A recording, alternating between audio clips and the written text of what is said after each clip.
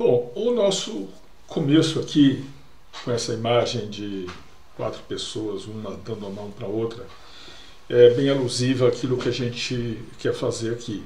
Ou seja, a gente quer ajudar, a gente quer mostrar como é que a empresa, mesmo prejudicada por um incidente, vai poder ajudar aos seus clientes, seus parceiros e ajudar a si próprio, tá certo?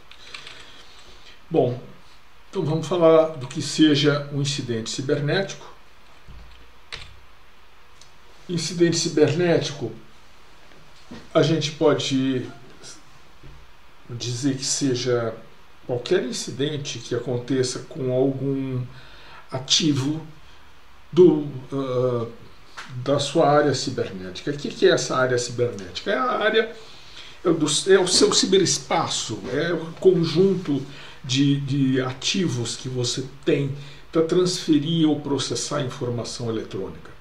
Todos os seus computadores, os seus notebooks, os seus servidores, seu switch, sua rede, tudo isso faz parte do seu ciberespaço. E qualquer incidente num desses ativos é um incidente cibernético. Esses incidentes cibernéticos, antigamente, eles eram acidentais e se tornaram incidentais ultimamente, porque o mundo está se tornando digital e, ao se tornar digital, ele se torna muito interessante por uma série de razões, né? Então, todo mundo, de algum jeito, usa ou precisa do mundo cibernético, precisa do digital, precisa da tecnologia. E é por isso que se diz que incidente cibernético, para você ter, é só uma questão de tempo. Seja você uma pessoa física ou seja você uma empresa, é só uma questão de tempo. Então, incidente cibernético, por exemplo, temos os casos aí de furtos de contas de WhatsApp, Twitter, Facebook, invasão de contas bancárias, isso na área pessoal. Mas na área empresarial, na área dos negócios, nós temos coisas ainda piores. E é só uma questão de tempo, porque em algum momento, ou agora, ou no futuro, isso poderá acontecer para qualquer empresa. É porque simplesmente porque não é impossível. É como você andar de carro e ter a consciência de que em algum momento você pode ter um acidente. Ou pode ser um acidente pequeno, você esbarrar no para-choque do cara da frente, ou o cara da frente esbarrar o para-choque dele no seu, ou você sofrer um acidente rodoviário complicado, tá certo? Pelo simples fato que você está usando um carro. Então, pelas mesmas razões, incidente cibernético é só uma questão de tempo. E tanto isso é verdade que tem empresas que a gente acha que elas não podiam sofrer incidente porque elas são especialistas nisso, mas elas sofreram. É como a gente pensar o seguinte: vai pegar fogo no quartel dos bombeiros? A resposta é sim, pode pegar fogo no quartel dos bombeiros, cara. E olha isso aqui. Foi esse ano aqui em 2020, a Mitsubishi Electric, que é a Mitsubishi lá do Japão, que todo mundo conhece, lá ela é provedora de cibersegurança. Em 2017 foi a Telefônica, também provedora de cibersegurança. Em 2011 foi a RFCA, que é provedora de cibersegurança. No ano passado foi a Imperva e um monte de outras, mas um monte. Isso é uma coisa séria. Então ninguém está a salvo. Fala-se que os bancos estão muito bem fortificados e tal, mas isso é uma verdade, a gente pode dizer temporária, tá certo? Porque nada é impossível. E como dizem os militares, segurança não é um fato nem uma coisa concreta. Segurança é uma sensação. Vocês querem ver como é que essas coisas funcionam? Eu vou contar aqui a historinha de um cara chamado Adrian O'Connor e de um outro cara chamado Floyd Price. Esses caras moravam na Inglaterra. Dois rapazes bacanas e tal, e criaram em 1º de novembro de 2007, lá na cidade onde eles moravam, que era Coventry, eles criaram uma empresa chamada Code Spaces. Para que servia a Code Spaces? A Code Spaces servia para guardar programas. É assim, hoje eu escrevo um programa, um aplicativo, aí eu guardo lá na Code Spaces. Aí amanhã eu vou aperfeiçoar esse programa. Ou eu vou gravar por cima? Não. Eu gravo um novo e a Code Spaces vai guardando isso para mim organizadamente, de modo que eu tenha ali todas as versões e possa documentar o que evoluiu, o que mudou, o que aperfeiçoou de uma versão para outra. Isso era a Code Spaces, tá? Então eles tinham ali, era um sistema de controle de versão de código, como a gente fala. Eles falavam que era rock solid, né? Sólido que nem uma pedra, a segurança deles. Só que, quando chegou o dia 4 de junho de 2014, a Code Spaces simplesmente faleceu. Então, essa história não é muito conhecida, mas a empresa morreu. Morreu, acabou, derreteu, virou pó. Em 12 horas. Somente em 12 horas. Vamos ver o que aconteceu. Ela morreu na nuvem da Amazon, na internet. Ela morava na internet e ali ela morreu. Depois de 12 horas de agonia. Né? Como que começou? Começou com um ataque de DDoS, que é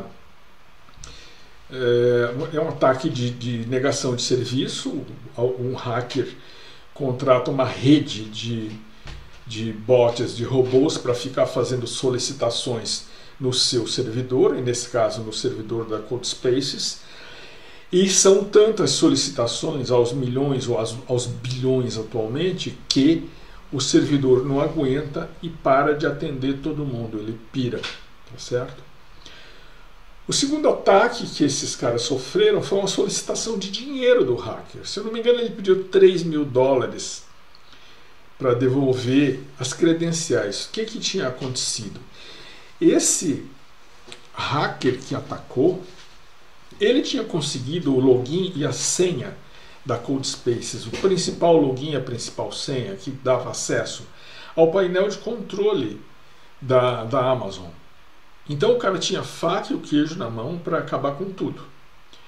Nesse acesso ao controle, ao EC2, que é o painel de controle da Amazon, ele tinha acesso a tudo. E ali ele apagou todas as máquinas virtuais, ele apagou todos os backups, acabou com tudo. Tem uma notícia que vocês acham na internet, que está aí no pé, chamado Murder in the Amazon Cloud, que é morte na nuvem da Amazon. Né? E vocês vão ver como é que tudo aconteceu. Eu acho que tem até hoje os tweets do cara no Twitter. Tá? A empresa morreu, os clientes foram indenizados com reembolso de mensalidade, mas a empresa morreu. A empresa isso poderia ter acontecido em segundos, mas durou 12 horas. Eu estou contando isso para vocês terem uma dimensão da fragilidade que a empresa pode ter, tá certo? Às vezes muito bem protegida, como no caso dos nossos amigos da Mitsubishi, ou no caso dos nossos amigos da Imperva, no caso da Telefônica. Então esse é um caso terrível, mas aconteceram outros incidentes que foram igualmente desastrosos. Especialmente de exposição, quer dizer, exposição, o banco de dados da empresa estava ou esteve, passou bastante tempo exposto na internet, de modo que muita gente podia ver. Isso aconteceu com o Yahoo, que ficou exposto de 2013 até 2014, foi um ano exposto.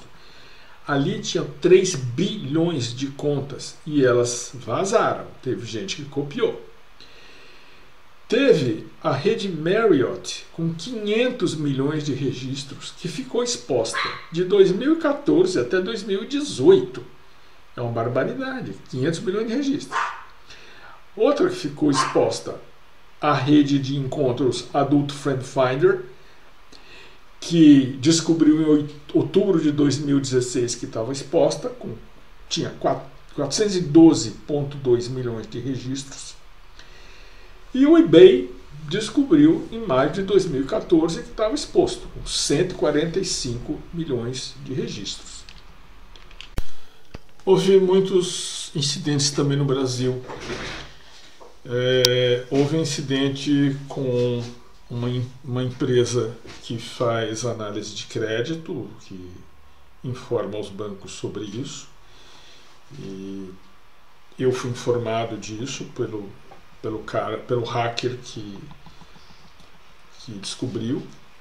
Essa empresa foi inclusive investigada pelo Ministério Público do Distrito Federal, que acabou concluindo que não houve vazamento. Houve também vazamento, exposição, vamos dizer, de uma empresa de varejo de roupas. Vocês veem aqui que tem um cara chamado Superman nessa tela, AVC Superman.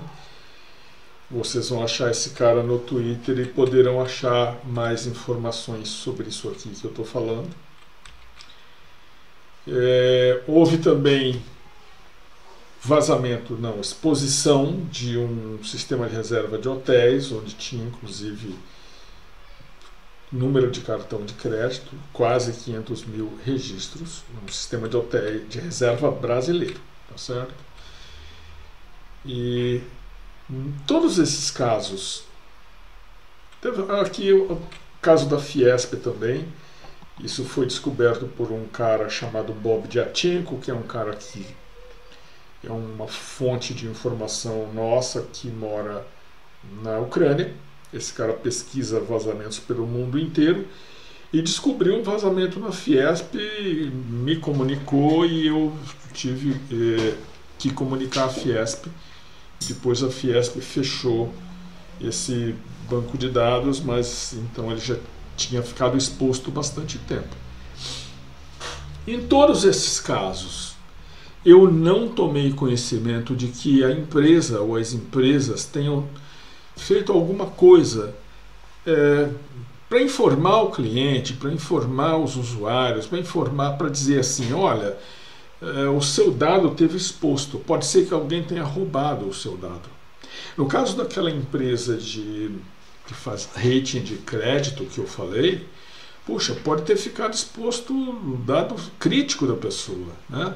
Não só o CPF, mas pode ter ficado o número de conta de banco, saldos médios, eu não sei que tipo de coisa eles guardam, eu não vi os registros, mas isso pode ter ficado exposto. Então não teve nenhuma ação e não se sabe se essas pessoas não foram expostas em seguida ou se esses bancos de dados não foram vendidos, espalhados pela Dark Web. A gente não sabe, pode ser que eles estejam lá. Essa semana que passou, teve uma notícia dizendo que cerca de 500 mil credenciais de contas bancárias estavam à venda baratinho na Dark Web. Será que não veio de um desses vazamentos? Eu não sei. Mas, de todo modo, as pessoas que foram prejudicadas pelos vazamentos ou foram atingidas pelos vazamentos, elas não foram informadas. Elas estão na ignorância. Tá? Se você quer saber se o seu e-mail, sua senha vazou de algum jeito, tem um site aqui que é o Have I Been Pwned, que você pode descobrir se foi vazado ou não. Nesse dia, que faz uma semana que eu peguei essa tela aqui do Have I Been Pwned, o total de contas vazadas já atingia 9 bilhões e 300 milhões de contas, né? Isso de 425 websites. Então o número de vazamentos é gigantesco e ele não vai diminuir, ele vai só aumentar. Por que tudo isso acontece? Isso acontece porque nós vivemos num mundo que está hiperconectado. E agora a questão não é mais se a gente vai ser invadido, se vai ter o evento, o incidente ou não. O que falta só é saber quando, não é se vai acontecer. É só o quando que está faltando, porque vai acontecer mesmo. E vai acontecer por causa do fato que é descrito nesse trabalho do Richard Dempsey, que é sobrevivendo com uma dieta de frutas envenenadas.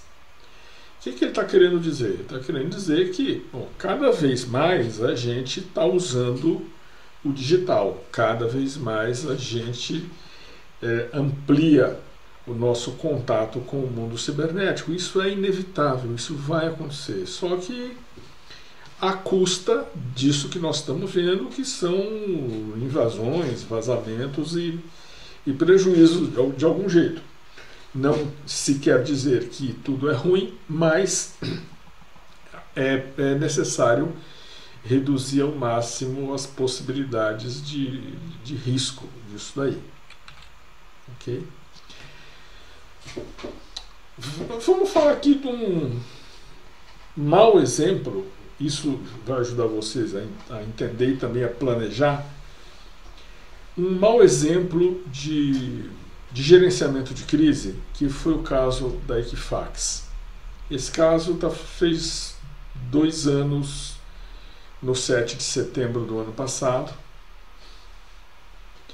E aconteceu da seguinte maneira. Bom, deixa eu falar primeiro quem que é a Equifax. A Equifax é uma empresa americana que faz análise de crédito. Ela guarda dados das pessoas para fazer análise de crédito e informar para os bancos. Então o banco quer saber se pode emprestar dinheiro para mim, ele tem um contrato com a Equifax, pergunta lá pelo sistema se pode me emprestar dinheiro ou não. A Equifax analisa os dados e dá uma nota lá para ele, a nota responde se pode emprestar ou não. Esses caras foram invadidos em março de 2017 e eles só anunciaram a invasão em 7 de setembro. Mas olha só, a invasão foi em março e eles descobriram em julho. Descobriram em julho e ainda demoraram 6 semanas até o 7 de setembro para falar para o público, para comunicar que eles tinham sido invadidos. E nessa invasão foram roubados, isso foi mesmo, 143 milhões de cadastros.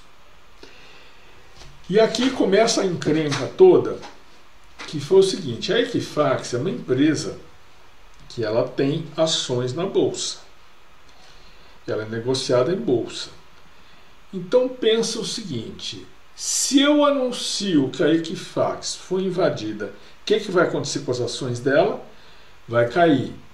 Só que antes que fosse feito esse anúncio, alguns executivos venderam ações que eles tinham. Foram lá na bolsa, negociaram, pegaram a grana, guardaram e só depois disso a Equifax comunicou o vazamento.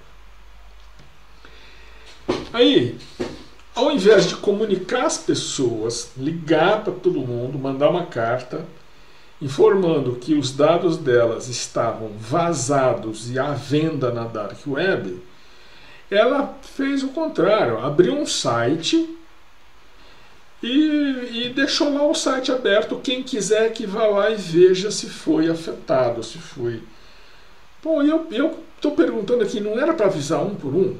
Né?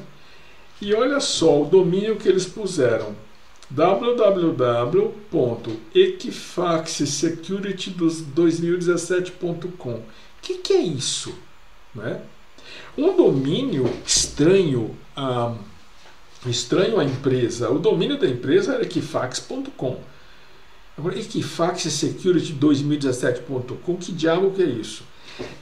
Eu estou perguntando porque muita gente que viu isso daí se perguntou, mas será que isso aí não é dos bandidos também, para me pegar outra vez? Será que os caras não vão me enganar? Além disso, o site que eles abriram não suportou o tráfego, explodiu de tráfego, e aí eles começaram a exibir um aviso mandando as pessoas voltarem no outro dia, pelo amor de Deus, né? E, bom, o que aconteceu a seguir? A empresa ofereceu proteção de crédito. Essa proteção de crédito é o seguinte: caso alguém usasse os seus dados para obter um crédito no seu nome e ficar com o dinheiro, ela dava uma cobertura.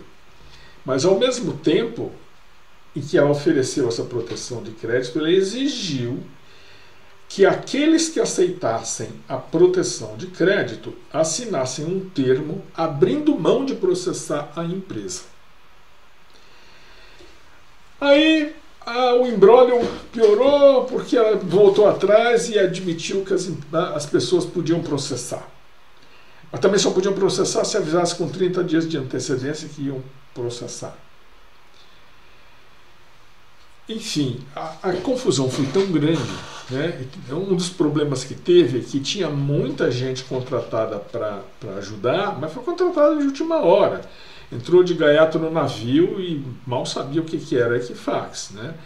Muita decisão ao mesmo tempo, teve decisão conflitante, que é reflexo do pânico que pegou a empresa. A empresa achou que era a coisa mais segura do planeta e não era. A Chief Security Officer, que era uma mulher chamada Susan Malden, ela era formada em música. Então, gente, é um caso assim, histórico, é um caso exemplar de como não se fazer um gerenciamento de incidente, que neste caso virou crise.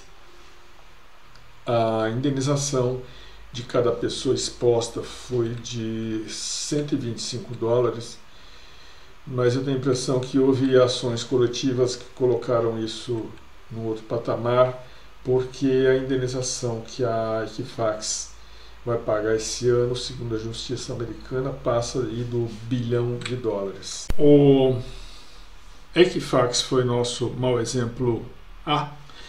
O nosso mau exemplo B, a empresa de rating de crédito brasileira, cujo problema aconteceu em 2 de setembro de 2018. Nessa época, o meu site se chamava Cybersecurity e eu descobri esse vazamento lá no Twitter, no domingo, dia 2. Eu publiquei uma nota, descobri que tinha amostras do banco e tinha também as chaves criptográficas do servidor vazadas.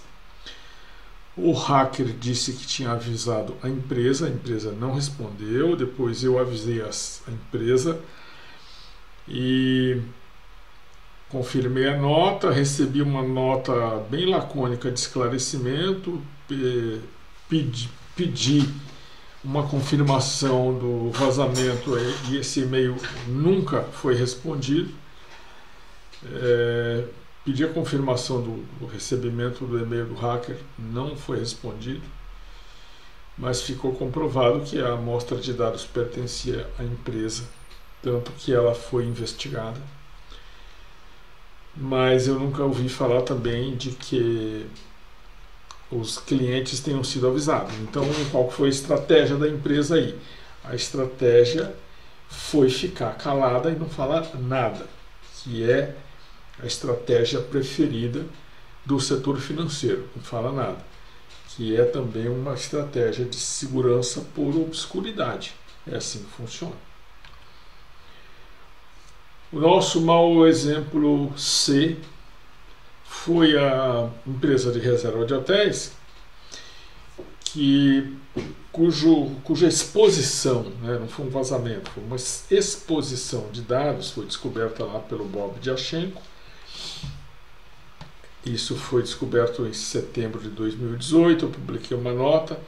Tinham expostas 435 mil transações, ali eram 435 mil números de cartão com o CVV de cada um na transação. O que aconteceu? O dono da empresa fez o quê? Ele preferiu ameaçar o jornalista, ele me ligou, fez uma ameaça, pediu alteração numa notícia e ficou por isso mesmo. Eu nunca soube que ele tenha informado os clientes dele. Mas o pior dos maus exemplos é da Travelex. A Travelex é a maior operadora de câmbio do mundo. Ela tem sede no Reino Unido, em Londres. Em dezembro, se não me engano, 23 de dezembro, não, foi 31 de dezembro, ela sofreu um ataque de ransomware. Ela travou. Ela tem um monte de parceiros, bancos parceiros, e ela travou. Não conseguiu mais fazer nenhuma transação eletrônica. As pessoas que tinham cartão pré-pago, cartão com moeda estrangeira pré-paga, não conseguiam fazer funcionar o cartão. Nesse caso, o resgate pedido pelos bandidos era de 6 milhões de dólares. Deu problema com o cliente no mundo inteiro. Até onde eu acompanhei, 24 de janeiro, estava operando em modo manual, não informou os clientes, não informou o mercado, mas em compensação a nota de crédito dela foi rebaixada pela Standard & Poor's e a gente precisa ver o que aconteceu com a empresa. Mas ela não deu satisfação para ninguém. Então, esses são os maus exemplos e é assim que a gente vê como não se deve fazer. Em todos esses casos, a impressão que a gente tem é que as empresas não estavam preparadas para isso, elas não sabiam o que fazer. Então, nós vamos nos preparar para a gente saber o que fazer quando isso acontece. Isso vocês vão ver no próximo webinar, tá bom? Até lá!